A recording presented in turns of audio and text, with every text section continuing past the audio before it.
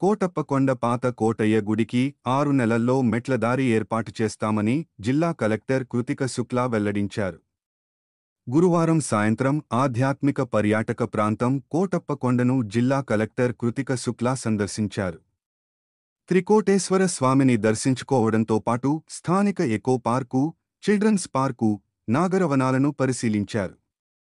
రానున్న కార్తీక మాసం, సంక్రాంతి, శివరాత్రి పర్వదినాలను పురస్కరించుకుని కోటప్పకొండకు వచ్చే భక్తులకు మెరుగైన సౌకర్యాలు కల్పించేందుకు సన్నాహాలు చేస్తున్నామన్నారు. కోటప్పకొండపై ఆధ్యాత్మిక పర్యాటకంతో పాటు ఎకో టూరిజం, సైట్ సీయింగ్ వంటి ఆహ్లాదక పర్యాటకానికి అవకాశాలున్నాయన్నారు. ఈ కార్యక్రమంలో జిల్లా అటవీ అధికారి కృష్ణప్రియ, ఆర్డీఓ మధులత, కోటప్పకొండ ఈవో, జిల్లా దేవాదాయ శాఖ అధికారి తదితరులు పాల్గొన్నారు.